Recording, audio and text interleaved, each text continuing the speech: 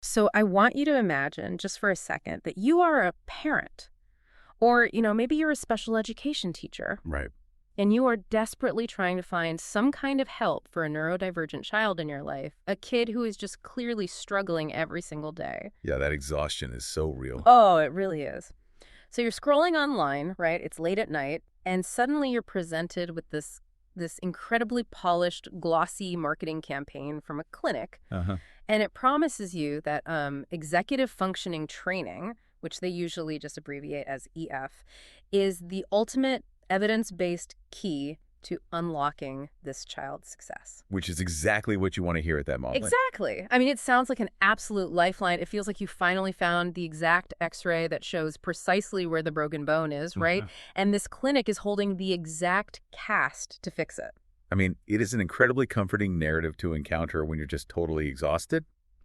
The idea that we have this single, easily identifiable cognitive lever called executive It's functioning. just a lever you could pull. Right. A lever you can pull. And suddenly the child will just stop being overwhelmed. They'll start transitioning smoothly between activities, and they'll magically thrive in a conventional, super noisy classroom environment.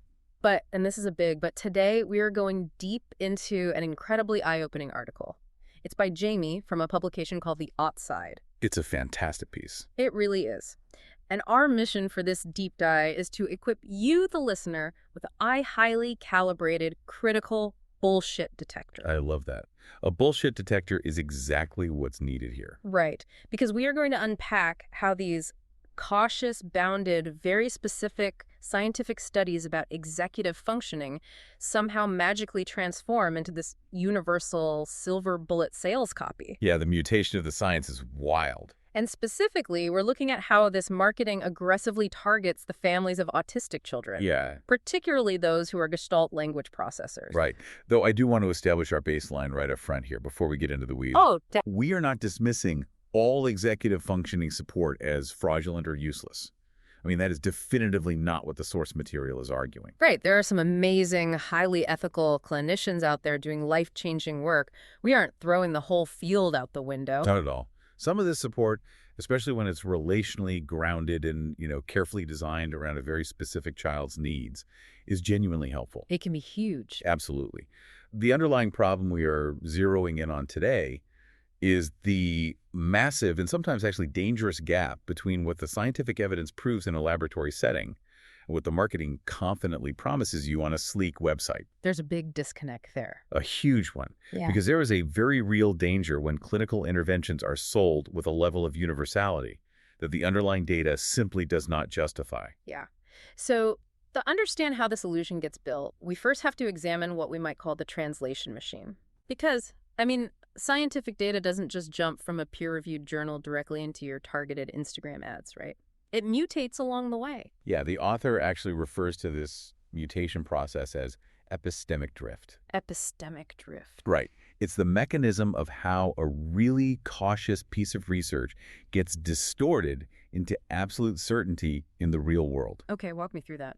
Well, think about the life cycle of a scientific claim. Right. It starts as a highly conservative academic paper. It's got a very specific limited sample size. Right. And it usually concludes with, 3 dense paragraphs of caveats about what the data cannot actually prove. So the researchers are basically just whispering, hey, under these exact highly controlled laboratory conditions, we saw a slight statistical correlation maybe. Exactly. But then, and here's the drift, that cautious paper gets summarized into a single bullet point on a PowerPoint slide at a clinical conference. And the slide completely drops the caveats, right? Just Yeah. to save space. Yes. Next, that slide becomes clinician shorthand. And that shorthand strips away the original context entirely. Then it gets handed over to a marketing team to become website copy. Wow. And finally, that website copy transforms into pure parent hope. The nuanced finding of, moderate correlation in neurotypical preschoolers somehow becomes the absolute promise of This program will fix your child's behavior. Okay, let's unpack this, because this mechanism of drift leads to what the author calls a category error. Yes, the category error is central to all of this. Right, taking evidence from one highly specific group and aggressively applying it to a completely different group. I mean, it's like taking a rigorous engineering study that proves a certain heavy-duty oil makes a farm tractor run perfectly. Okay, I like where this is going. And then a marketer takes that exact study and uses it to aggressively sell that same heavy-duty oil to someone driving a high-performance sports car. Oh, that's a great way to look at it. Right. I mean, sure, they both have engines, they both need oil to run, but they operate on completely different mechanical logic and tolerances. If you pour tractor oil into a sports car, you aren't fixing it. You are destroying the engine. That is exactly it. And in the realm of childhood cognition, the engines we're talking about here are language architectures. Okay. So the marketing for executive functioning interventions almost universally assumes that all children process language and information using what we call analytic task forms. Meaning they process things linearly. Yes. Like the analytic child builds language like Lego bricks. Step 1, step 2, step 3. Single words become phrases. Phrases become sentences. Precisely. And that linear, totally decontextualized processing is exactly what standardized executive functioning tests are designed to measure. Right. But here's the crux of the issue. Consider an autistic gestalt language processor, or GLP. Okay. Their cognitive architecture does not operate with single Lego bricks. Yes, they don't do step by step. No, they use associative patterning. So they acquire and use language in whole, emotionally charged chunks or scripts. Give me an example of that. Sure. So, for example, a GLP child might say the phrase, "to infinity and beyond." Okay. But they're not saying it because they're talking about space or Buzz Lightyear. Mm-hmm.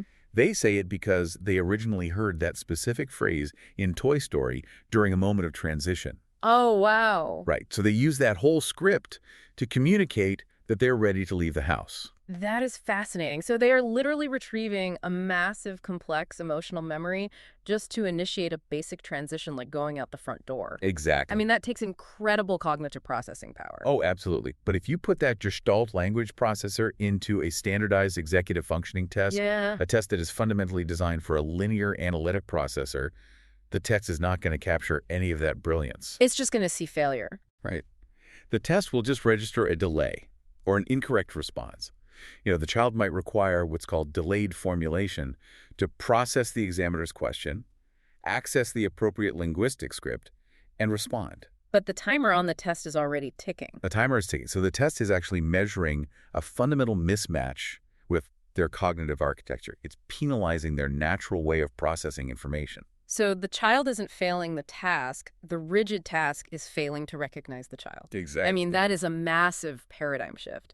And since this category, this pouring of tractor oil into a sports car is the foundation for so much of the marketing you see every day, we really need to look directly at the foundational papers these clinics are citing. We really do. Because they treat this stuff as ironclad proof. Yeah. So let's look at the ghosts in the data. What's the first paper? Okay, so we should start with a really widely cited paper from 2020 by Kappa and Erickson. Now, if you are reading speech and language marketing materials, this study is frequently referenced to prove that executive functioning is tightly tied to GERD learning. Right. So the sales pitch to the parent is, if you pay us to train your child's executive functioning, their language outcomes will dramatically improve. Which, I mean, sounds incredibly logical on the surface. But do you actually pull the original paper and read the methodology? Yeah, because the study looked at preschool-age children with developmental language disorder, DLD. Okay. And here is the limitation that the marketing brochures always seem to leave out. The study explicitly excluded autistic children by design. Wait, really? Yes. So the very population being sold this intervention, autistic children, was intentionally filtered out of the baseline data. They were. And to be fair to the researchers, they were perfectly clear about their population. Right, they weren't hiding it. No, it's standard practice for their specific academic goals of isolating DLD. But downstream, the translation machine takes this finding about kids with DLD and aggressively applies it to autistic Gestalt language processors. Who have an entirely different theoretical and communicative ecology. Exactly. They're simply not in the data. I mean, honestly, that feels like false advertising. It's highly problematic. Let's look at the next piece of evidence clinics use. There's a 2014 paper by Weiland and colleagues. Ah, yes. The Weiland paper. Right, and from my understanding of the source material, this is like the heavy hitter, right? It's used to prove that early executive functioning predicts later language and academic success. That's how it's framed, yes. And it's used to sell that terrifying developmental storyline to parents. Like, if you don't get them into EF training at age 4, they're going to permanently fall behind by age 7. Yeah, that narrative is everywhere. But when we look closely at the Weiland paper, the scope of the actual claims shrinks dramatically. Well, this was just a correlational study in a general preschool population over a very short developmental window. And crucially, this is the big part, the preschool curriculum these specific kids were enrolled in was actively, explicitly teaching vocabulary. Oh, wait. So the later vocabulary success couldn't even be cleanly separated from the fact that they were literally being taught those exact words every single day. Exactly. So it isn't some natural biological destiny unfolding in a vacuum. It's just kids learning what they are actively being taught by a teacher. Right. But the article highlighted something else about this paper that just blew my mind. Task impurity. Yes, task impurity is a massive issue in EF testing. And I didn't even need the author to spell this one out to realize how flawed it is. Because if the executive functioning test requires a child to listen to complex verbal instructions from a stranger, process those instructions, and formulate a rapid response, you aren't just testing executive functioning anymore. You are testing their language skills. You have hit on the exact methodological flaw. The executive functioning measures in the study were heavily contaminated by the language demands of the test itself. I mean, it's like giving someone a test on advanced calculus to see if they're good at math, but the test is written entirely in a language they don't fluently speak. Right. If they fail, you have absolutely no idea if they're bad at calculus or if they just couldn't read the questions. Exactly. And yet that contaminated data is used to justify these really rigorous interventions. Okay, I'm going to play the role of the exhausted parent for a second here. Okay, go for it. Because I can easily imagine someone listening to this and feeling defensive. If I'm that parent, I might think, look, if executive functioning and language are linked in typical kids or kids with DLD, isn't it logical to assume this intervention will still help my autistic kid? I mean, I don't care if the study's perfectly pure. Isn't some data better than no data? I just want to help my child. This raises an important question. And honestly, it is completely understandable why a parent would feel that way. When you are operating under conditions of intense urgency, any port in a storm looks appealing. Right. You're desperate. But the source text makes a really compelling argument for why this specific assumption causes actual harm. Okay, why? Because you cannot take a short-term preschool correlation from a general population and turn it into developmental destiny for an autistic child, because that autistic child's communicative ecology was entirely ignored in the data. Okay, when you say communicative ecology, what does that actually look like in the living room? Well, it means the researchers didn't account for things like echolalia, or how a child might need to vocalize just to regulate their nervous system. Right. The data didn't account for the massive sensory load the child might be under, like from fluorescent lights or background noise. Oh, yeah. Sensory overload is huge. Right, and it didn't account for their fundamental need for relational safety with the adult who is testing them. So it's missing all the context. Exactly. If you blindly apply a behavioral intervention designed for analytic processors to a gestalt processor, you risk pathologizing their natural way of being. You treat their vital coping mechanisms as deficits to be extinguished. Wow. Okay, so if those small, highly specific studies miss the mark so wildly, we have to look at the heavyweights. Let's do it. Because Yeah. the marketing doesn't just rely on small studies. Let's look at the massive field-level meta-analyses. What's the strongest piece of evidence out there? Well, we can examine a very recent 2024 paper by Sadezai and colleagues. Okay. This is a massive synthesis of 180 different studies looking at executive functioning in children with neurodevelopmental conditions. 180 studies. I mean, if I'm building a clinic website, that is the exact paper I'm slapping on the homepage with the word proven in giant bold letters. Oh, for sure. And methodologically, it is a robust piece of academic work, and unlike the earlier papers we just discussed, this meta-analysis actually does include autistic children in the data pool. Okay, so autism is finally in the data. It is. Yeah. But, and here's the critical flaw in how the paper gets weaponized by marketers. It treats autism as one giant homogeneous diagnostic bucket. Oh. It loves all autistic children together, completely ignoring the specific, varied realities of gestalt language processing. Right, so it doesn't differentiate between expressive profiles or different cognitive timing needs or how these children uniquely relate to speech. Exactly. It's smoothing over all the necessary nuance to find a neat average that doesn't actually describe any individual kid. That's so frustrating. It is. But if we connect this to the bigger picture, the most revealing finding in this entire 180 study meta-analysis is actually buried in the methodology of how the data was collected. Okay, what did they find? The researchers found that the reported executive functioning deficits were substantially larger in what they call informant ratings. Wait, informant ratings? Yeah, meaning the subjective surveys filled out by parents and teachers. Oh. So the deficits were larger in those informant ratings than they were in the actual performance tasks completed by the children themselves. Okay, here's where it gets really interesting. I want to make sure I am visualizing this correctly. Yeah, let's map it out. So, a kid sits down in a quiet room and completes a standardized performance test of their executive functioning. Right. And they do okay. Maybe they show some struggles with working memory, but nothing catastrophic. Exactly. But then you hand a survey to their classroom teacher or their super stressed out parent, and those adults rate the exact same kid as having massive, severe executive functioning deficit. Yes, the adults perceived and reported significantly larger deficits than the objective performance tests could actually measure. I mean, that is literally the difference between taking a driving test and passing with a few minor dings, right? That's the performance task, versus your highly anxious, hypercritical driving instructor filling out a rating form and calling you a terrible, highly dysfunctional driver simply because you don't hold the steering wheel exactly at 10 and 2.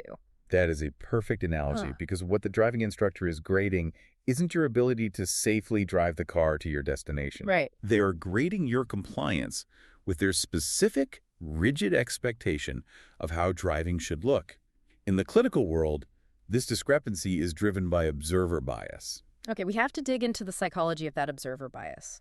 Because if you are a parent or a teacher listening to this and you filled out one of those behavior rating scales, you aren't trying to be biased. No, not at all. You were just reporting what you genuinely see. True. But what they're seeing is viewed through the neurotypical gaze. Explain that a bit more. Well, picture a loud, chaotic classroom. The autistic child is experiencing overwhelming sensory input. So to cope, they cover their ears, they disengage from the group activity, and they retreat under a desk. Which makes sense. Right. To the child, this is a highly successful adaptive strategy of self-regulation. They are protecting their nervous system. But to the teacher, who is trying to manage 30 kids and stick to a strict 15-minute lesson plan, that behavior is highly inconvenient. Ah, so when that teacher gets the survey that asks, does the child transition smoothly between tasks, they immediately check the box for severe deficit. Exactly. The adult system consistently misinterprets sensory distress and task refusal as internal executive dysfunction. Wow. They see the downstream distress caused by a hostile environment, and they label it an internal defect of the child. And that subjective misinterpretation is what actually drives those massive effect sizes in the informant ratings that clinics use to sell their services. I mean, this is a lot to take in because we have essentially just dismantled the entire marketing pipeline here. We kind of have, yeah. We've seen how the underlying evidence does not cleanly map onto the neurodivergent kids being sold these services. But, we can't just leave our listeners with dismantled trust. No, we need a path forward. Right. If you are navigating this billion-dollar service economy, what is the actual blueprint for finding ethical, effective help? Well, the author provides a phenomenal set of actionable questions that you should ask any provider before you commit your time, your money, or your child's well-being. Okay, what's the first one? First, you have to ask about population fit. Do they explicitly know how to identify Gestalt language processing? Or do they just assume all autistic children process language analytically? Right, so if they don't know the difference between the tractor and the sports car, walk away. Exactly. Second, interrogate their assessment methods.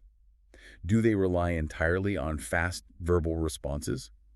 How do they account for a child's sensory burden during a session? Oh, that's huge. And can they distinguish between a child's inability to do a task versus a fundamental mismatch with how the task is being presented? I love that. And I also want to bring up the ultimate goals of the program itself, because I keep coming back to the definition of success. Yes, that is crucial. If a listener is evaluating a clinic, How can they tell if a program is genuinely building skills versus a program that is, as the author brilliantly puts it, just teaching compliance under a kinder name? That is perhaps the most vital distinction to make. You really have to ask the provider to define what success looks like in their specific model. What should we be looking out for? Well, does their model aim to make the child easier for adults to manage? Are the stated goals focused on faster transitions, fewer visible disruptions, and smoother adult-directed behavior? Right. Because if so, they are likely just teaching masking. So they are making the kid more convenient for the adults at the expense of the kid's internal regulation. Yes. Contrast that with a neurodiversity-affirming model that tries to make life more livable for the child. For the child. Right. In that model, success looks like the child having better access to communication, experiencing way less sensory overwhelm, developing strategies for co-regulation with safe adults, and building self-advocacy skills. It sounds like a massive red flag would be if the clinic expects the entire burden of adaptation to sit squarely on the child's shoulders. Oh, a huge red flag. An ethical provider will immediately ask how the environment needs to change to support the child. Okay. Are they adapting the timing of activities? Are they altering the sensory conditions of the room? Or are they just training the child to silently endure an environment that actively harms them? Which is just cruel. It is. Which brings us to the core theme we have to remember here. Support is not the same as proof. Meaning an honest clinic won't guarantee a magic cure. Right. They will admit when the scientific literature is limited regarding your child's highly specific processing style. They'll offer careful, adaptable support, and they'll remain accountable to your child's real-time needs rather than rigidly accountable to their theoretical clinical model. Because, honestly, transparency about the limits of the evidence is what actually makes customized, humane support possible in the first place. Bringing this all together, we started this deep dive talking about that glossy marketing, that desperate feeling of finding the x-ray that shows exactly what's broken. Yeah. But what the source material has shown us today is that the phrase executive functioning is too often used as a managerial metaphor. It's a standardized framework used to force neurotypical clocks and linear timelines onto autistic minds. It's an industrial framework. It expects compliance with a certain pace, and it prioritizes observable productivity over internal well-being. Exactly. And when cautious research gets chewed up by the translation machine, the marketing completely forgets that the initial studies excluded autistic kids. They forget the tests were contaminated by language barriers. They ignore how heavily the data relied on biased, stressed-out adults grading children on their compliance. And when the marketing strips all that vital context away, the child is far too easily turned into the problem that the program was built to solve. That is so well said. And as we wrap up this deep dive, I want to leave you with one final thought to mull over. Let's hear it. The author of our source material makes this really profound point. They note that sometimes what a clinical test labels as executive dysfunction is actually just a perfectly healthy nervous system refusing misrecognition. Wow. It makes you wonder, if our entire educational and clinical system is built on these rigid, analytic assumptions of productivity and timing, what other quote-unquote deficits are we diagnosing in society right now that are actually just perfectly healthy human reactions to a fundamentally broken environment? That's a huge question. What if we stop trying to fix the child's internal clock to match an artificial schedule and finally just change the time zone they're being forced to live in?